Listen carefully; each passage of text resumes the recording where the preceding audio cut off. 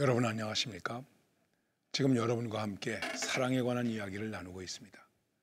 사랑에 대한 이야기에 대해서 특별한 설명이 필요하겠습니까? 사랑이라는 것이 무엇이냐? 우리가 이렇게 물을 때에 뭐라고 대답을 하겠습니까? 그냥 우스운 노래의 말대로 사랑이 무엇이냐 물으신다면 눈물의 씨앗이라고 말하겠어요. 이런 거 여러분 기억나시죠? 여러분, 그런데 정말 사랑이 무엇이냐? 눈물의 씨앗이다. 정말 눈물의 씨앗이 될 수 있을까? 내가 눈물을 흘릴 만큼 아파도 나는 사랑할 수 있을까? 곰곰이 생각해 보면 그렇게 사랑하기 어려울 것 아닌가? 이런 생각도 들게 됩니다. 사랑은 우리들의 삶 속에서 나타나는 결과입니다. 그리고 우리의 삶의 표현입니다. 자기를 드러내는 것입니다. 사랑이라고 하는 것이 그냥 어떤 사랑의 이념이나 논리를 이야기하는 것이 아니라 구체적으로 우리의 삶 속에서 자기를 나타내는 것이라고 하는 것입니다. 그래서 사랑을 뭐라고 말합니까? 사랑은 오래 참고 온유하고 시기하지 않고 자랑도 안 하고 교만도 아니하다. 그러면서 성경이 우리에게 말씀하고 있는 사랑은 이것입니다. 사랑은 무례히 행하지 아니한다. 간단하게 말하면 이렇게 말할 수 있습니다. 사랑은 무례하지 않다. 무례하다. 우리 이 말씀을 들으시면 여러분들 다 이런 생각 또 이런 말 하신 적 기억나시겠죠? 아이, 그 사람 참 무례해. 여러분, 무례라고 하는 말을 붙여서 어떤 사람 얘기할 때 무례한 사람 이렇게 말하는 경우 별로 없고 무례한 그 다음에 뭐라고 말합니까? 제가 말씀드리지 않아도 아시죠? 무례하다. 이 무례하다고 하는 말을 다르게 표현하면 뭐라고 얘기할 수 있을까요? 뭐라고 이야기할 수 있겠습니까? 버르장머리가 없다. 버릇이 없다. 생각해 보십시오. 우리가 살아가면서 우리 자신이 얼마나 많이 무례한지. 부모가 자식에게 무례합니다. 자식이 부모에게 무례합니다. 노인들이 무엇을 참견하려고 하면은 무례하게 말합니다. 노인네가 뭘 하신다고 그러세요? 가만히 계세요. 여러분, 노인네가 뭘 안다뇨? 우리보다 더 알지 않겠습니까? 자식이 뭐라고 얘기를 하면 부모가 말하죠. 뭘 안다고 그래? 가만히 있어. 어른들 말하는데 뛰어들지 마. 이렇게 말합니다. 남편과 아내 사이에도 그렇습니다. 우리는 정말 삶 속에서 무례한 말, 무례한 짓을 많이 한다는 것입니다. 그러면서도 정작 내가 무례한 줄 모르고 있는 것입니다. 여기에 문제가 있는 것이죠. 그리고 그렇게 무례하게 말하고 무례하게 행동하는 것에 대해서 자기는 언제나 옳다고 생각을 합니다. 자기는 바르다고 생각합니다. 자기는 지금 잘하고 있다고 생각합니다. 그래서 그 다음에 더 무례해지는 것입니다. 무례라고 하는 것이 무엇일까요?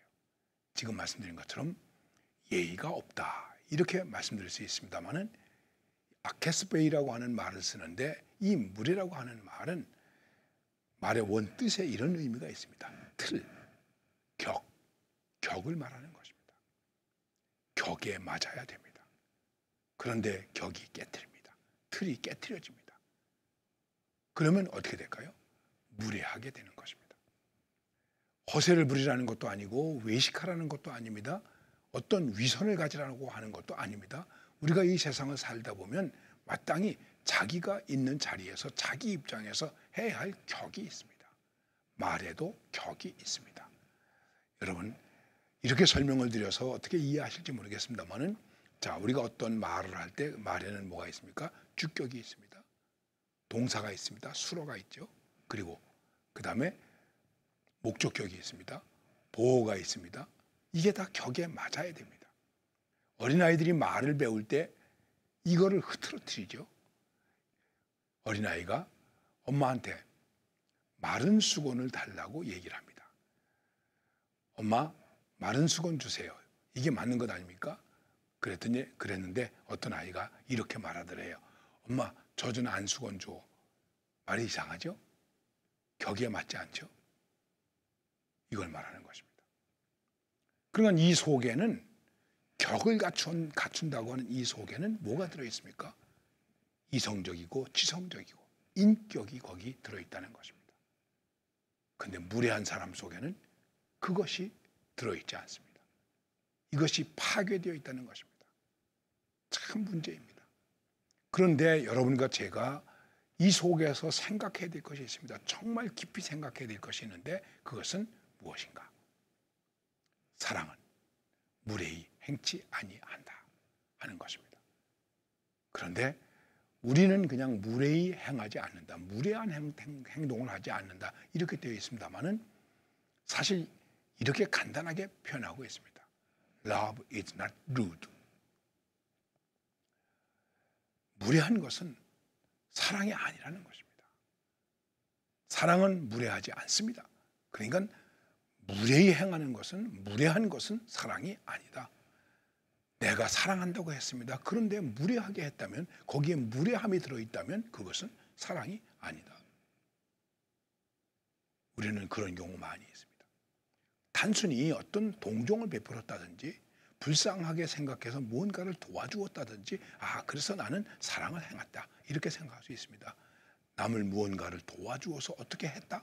그래서 나는 사랑을 행했다 이렇게 생각할 수 있을 것입니다. 그런데 그 속에, 그 행함 속에 무례함이 있었다면, 격이 갖춰지지 않았다면 그거는 사랑이 될 수 없다는 것입니다. 다른 프로그램에서 제가 말씀드린 것 같은 기억이 납니다. 우리가 다른 사람을 도와줄 때 어떻게 도와줍니까? 무시하면서 도와줍니다. 사지 멀쩡한데 뭐 동양 얻으러 다니고 그래, 열심히 일해서 먹고 살지. 그리고 동전 하나 줍니다. 사랑입니까? 만일 내가 사랑을 주는데 무례함이 있었다면 그것은 사랑이 될 수 없다는 것입니다. 사랑이 될 수 없다는 것이 아니라 사랑이 아니라는 것입니다. 얼마나 많이 우리가 무례했습니까? 그리고 그 무례함 속에서 우리는 사랑을 했다고, 내가 뭘 지켰다고, 뭔가를 베풀었다고 이렇게 하면서 살아온 모습들이 우리에게 얼마나 많이 있느냐 하는 것입니다. 상대가 어떤 형편에 있느냐 그걸 말하는 것이 아닙니다. 자, 여러분, 예수님께서 우리에게 말씀하신 것 두고두고 얘기하죠. 많이 얘기하죠. 앞으로도 또 제가 여러분들에게 몇 번도 말씀드릴지 모르겠습니다. 예수님이 말씀하신 두 아들의 비유, 우리는 흔히 탕자의 비유라고 말합니다. 둘째 아들이 돌아왔습니다. 아버지 재산을 가지고 나가서 다 날려먹고 그리고 돌아왔습니다. 거지가 돼서 돌아왔습니다. 그런데 아버지가 그를 어떻게 대합니까? 아들이 말합니다. 아버지, 나는 아들 자격이 없습니다. 품꾼으로 써주세요. 그때 저 같으면 이렇게 반응했을지도 모릅니다. 그래, 그래도 내가 주제 파악은 하는구나. 양심은 있구나. 그리고 우리가 뭐라고 말할까요? 돈 어디다 사니? 이제 거지꼴 돼서 돌아왔냐? 이렇게 할 수도 있겠죠. 거기까지는 안 했다고 하더라도 이 아버지가 아들이 돌아오는 것을 보고 아이고 저기 거지꼴 돼서야 돌아왔구만. 야, 저 배고픈 것 같은데 밥이나 먹여라. 아버지가 이렇게 말했습니까? 아니다. 너는 내 아들이다. 죽었다가 살아난 아들이다. 잃어버렸다가 다시 찾은 아들이다. 함께 즐기자. 기뻐하자. 소를 잡아라. 옷을 갈아입혀라. 가락지를 끼워라. 신을 신겨라.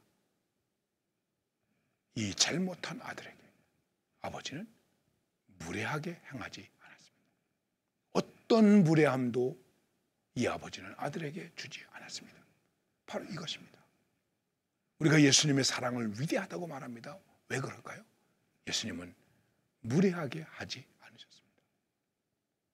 예수님은 자기에게 침을 뱉어도, 뺨을 때려도, 주먹으로 때려도, 갈대로 후려쳐도, 조롱을 해도 무례하게 하지 않았습니다. 자신을 십자가에 못 박아도 무례하게 하지 않았습니다. 오히려 아버지, 저들을 용서해 주세요 말씀하셨습니다. 그런데 동생의 형은 어떻게 말합니까? 아니, 저게 내 동생이야? 창기와 함께 모든 것을 말아먹은 놈이 내 동생이야? 아니, 저런 놈에게 어떻게 손을 잡아? 나한테는 염소 새끼 한 마리도 안 잡아 주셨으면서. 동생에게 무례했죠. 아버지에게 무례했죠. 사랑이 없는 것이죠. 예수님은 병든 자를 무시하지 않았습니다. 심지어는 귀신 들린 사람도 무시하지 않았습니다. 예수님은 배반의 키스를 하는 가룟 유다에게도 무례하게 하지 않으셨습니다. 그리고 뭐라고 말씀하십니까? 친구요. 자기를 3번 부인한 베드로에게도 예수님은 무례한 말씀하지 않았습니다. 그리고 내가 나를 사랑하느냐? 얘들아, 와서 조반 먹자.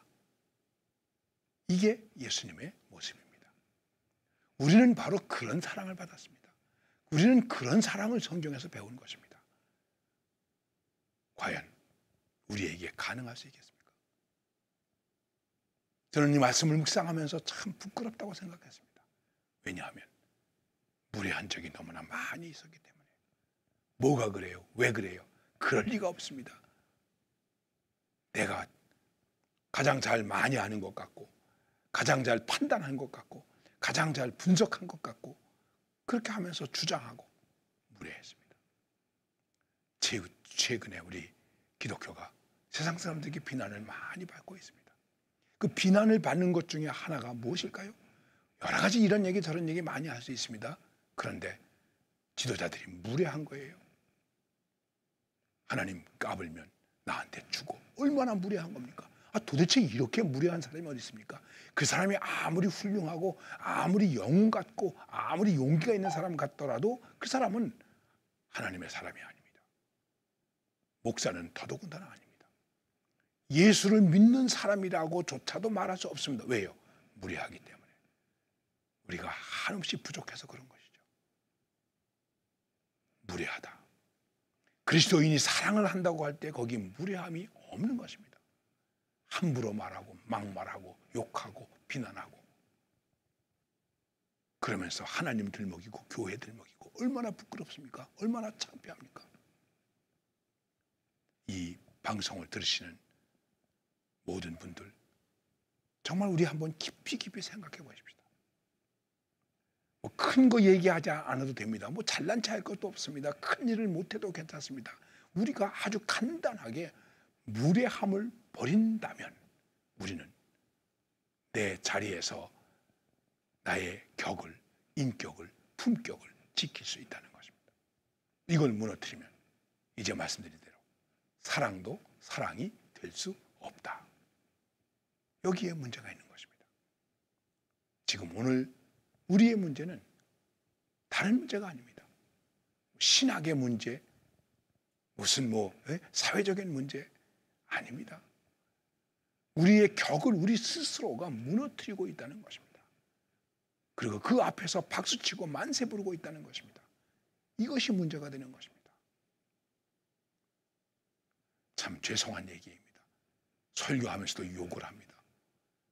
그리고 그 욕을 하는 설교를 밑에서 들으면서 아멘, 아멘, 할렐루야 그럽니다.